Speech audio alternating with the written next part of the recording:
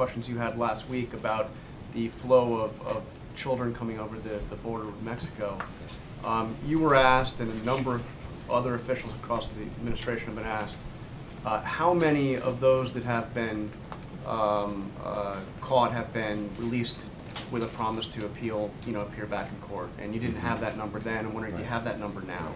I don't have that number in front of me, John. But and why don't you have that number? Well, I mean, it's been asked everywhere. It's a number the administration has, right? It's not that you don't have it; it's that you don't want to release it, right? Well, I don't have it actually, John. DHS may have it, but let me just stipulate something.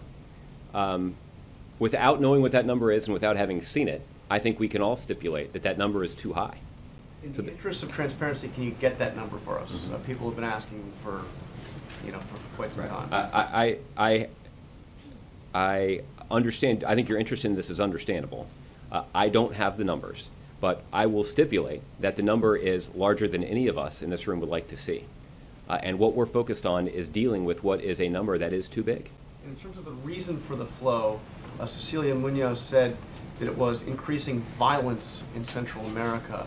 But today, Jay Johnson was asked if there had been any measurable increase in violence in Central America the last 2 years, and he said he couldn't say there was. Mm-hmm. So are you still saying that that is the reason, or is the reason, as you had suggested last week, what you call the disinformation campaign by smugglers who say that they can, the children are fine once they get here, they have permission to be here? I think I'd make the case to you that those things aren't mutually exclusive, that there are a lot of people who are trapped in terrible violent situations in Central America and therefore are a little desperate.